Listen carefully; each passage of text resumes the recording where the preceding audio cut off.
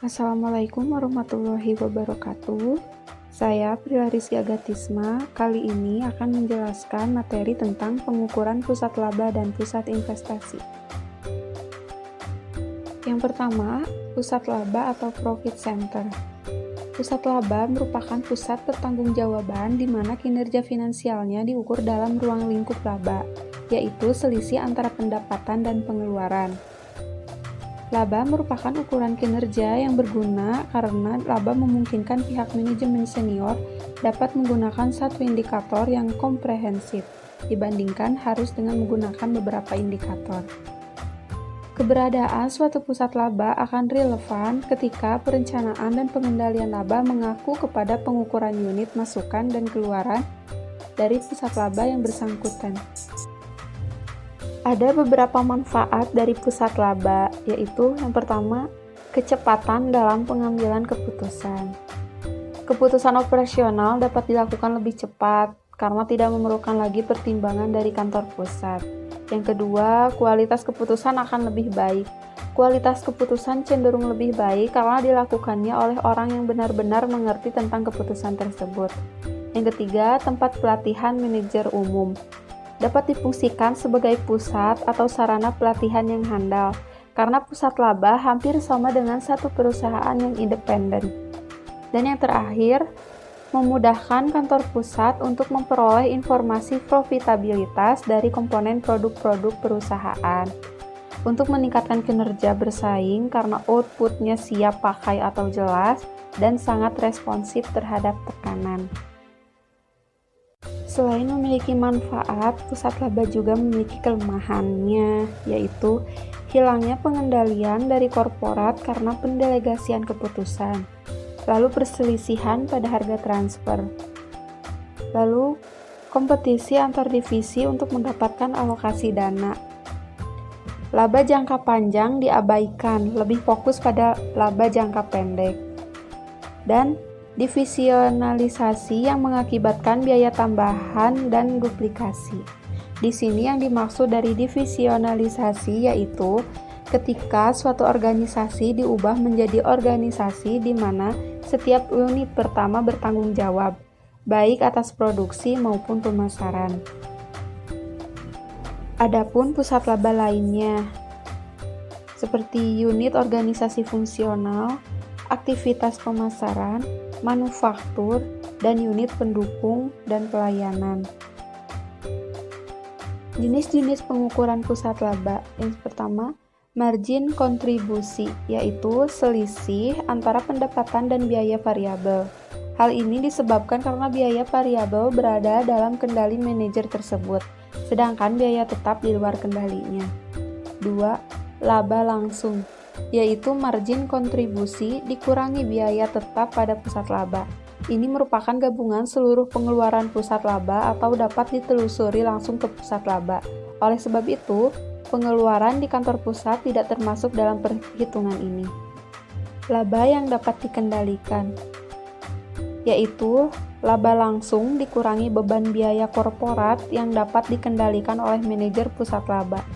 Contoh biaya yang dapat dikendalikan oleh manajer unit bisnis ini misalnya biaya layanan teknologi informasi.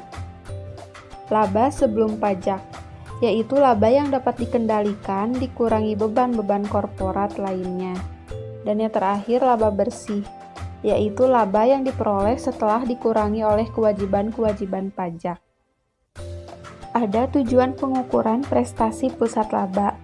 Pertama, untuk menentukan kontribusi sebuah pusat laba sebagai suatu kesatuan terhadap tujuan organisasi. Kedua, dasar untuk mengevaluasi kinerja manajer pusat laba. Dan yang ketiga, motivasi manajer pusat laba dalam mengoperasikan unitnya agar konsisten dengan tujuan umum perusahaan. Namun, dalam mengukur kinerja pusat laba, selalu ada permasalahan seperti alokasi pendapatan bersama, pembagian yang adil dari pendapatan yang didapat dari beberapa divisi berdasarkan kontribusi untuk mendapatkannya. Yang kedua, alokasi biaya bersama, penggunaan fasilitas yang sama oleh beberapa divisi dan pengalokasiannya harus wajar. Yang ketiga, penentuan harga transfer. penentuan harga dari barang yang ditransfer antar divisi dalam sebuah perusahaan. 4. Pemilihan tolak ukur laba berkaitan dengan metode yang digunakan dalam penentuan laba. Lalu kita langsung ke pusat investasi atau investment center, yaitu pusat pertanggungjawaban yang kinerja pimpinannya dinilai dari prestasinya memanfaatkan aset perusahaan, sehingga menghasilkan pendapatan atau laba yang lebih maksimal dari perusahaan. Kewenangan pusat investasi menyangkut pengelolaan laba yang terdiri atas pendapatan dan biaya, serta pengelola aset yang dipergunakan untuk memperoleh laba. Pusat investasi prestasinya diukur berdasarkan perbandingan antara laba yang diperoleh dengan aset investasi yang dipergunakan. Adapun tujuan dari pengukuran prestasi pada pusat investasi adalah sebagai berikut. 1. Menyediakan informasi yang bermanfaat dalam pengambilan keputusan mengenai investasi yang digunakan oleh manajer divisi dan memotivasi mereka untuk melakukan keputusan yang tepat. 2. Mengukur prestasi divisi sebagai kesatuan usaha yang berdiri sendiri. 3. Menyediakan alat perbandingan prestasi antar divisi untuk menentukan alokasi sumber ekonomi. Informasi dari pusat investasi ternyata dapat memotivasi seperti menghasilkan laba yang memadai dengan wewenang mengambil keputusan tentang sumber ekonomi dan fasilitas fisik yang digunakan. 2. Mengambil keputusan untuk menambah investasi bila investasi tersebut memberikan kembalian atau retur yang memadai. Yang ketiga, mengambil keputusan untuk melepas atau mengurangi investasi yang tidak memberikan kembalian atau retur yang memadai. Ada 2 metode yang dapat digunakan dalam menilai prestasi pusat investasi, yaitu 1. Return of Investment atau ROI, yaitu perbandingan rasio antara laba dengan investasi yang digunakan. Yang kedua, residual income atau EVA, yaitu dengan menghitung jumlah uang yang diperoleh dari laba setelah dikurangi dengan beban investasi. Ada 2 keuntungan dengan menggunakan metode ROI, yaitu mendorong manajer untuk memberikan perhatian yang lebih luas terhadap hubungan antara penjualan, biaya, dan investasi yang seharusnya menjadi fokus bagi manajer investasi. Dan mendorong efisiensi biaya, bisa mengurangi investasi yang berlebihan.